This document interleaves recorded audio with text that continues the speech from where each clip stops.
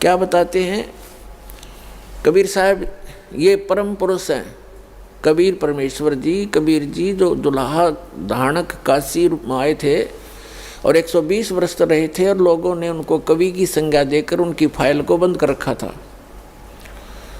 ये पूर्ण परमात्मा हैं, अनंत कोट ब्रह्मांड के रचनहार हैं, हम सब के जनक हैं, हम सबके संकट को निवारण करने वाले भी यही भगवान हैं।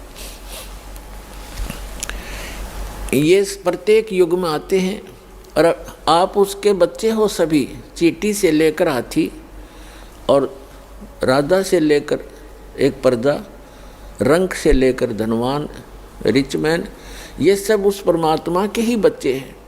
और यहाँ सभी दुखी हैं पुण्यात्माओं। यहाँ सुख नाम की चीज़ नहीं है, हमने झूठे सुख को सुख मान रखा है।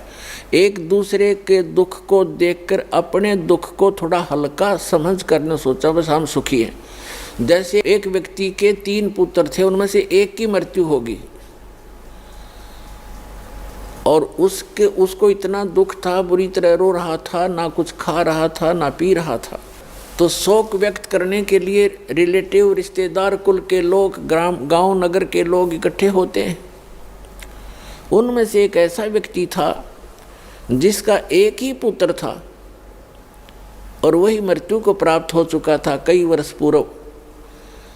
तो वो व्यक्ति जब वहाँ आया, अन्य व्यक्तियों ने कहा कि भाई जिसका 3 पुत्रों में से एक की मृत्यु हुई थी उसको संबोधित करते हुए, सांत्वना देते हुए कहने लगे कि देखो इसकी तरफ देखकर जी ले, इसकी तरफ देखकर जी ले, इसका एक ही पुत्र था और उसकी मृत्यु होगी। इसने भी तो सब्र कर लिया तो उसको राहत मिली, रोना बंद हो गया और ये सोच लिया तो शुक्र है भगवान, अच्छा मेरे तो 2 तो बच गए, इसका तो एक था बेचारे का, ये भी गया। तो फिर उसने शांति हुई, थोड़ा बहुत आहार भी किया। तो हमने क्या, वो पुत्र वापस आ गया?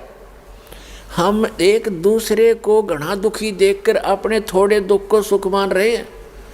एक व्यक्ति बता रहा था कि मेरी लड़की का जन्म हुआ तब गुदा नहीं थी और मेरे पर पहाड़ टूट गया हमारे परिवार पर दुख का।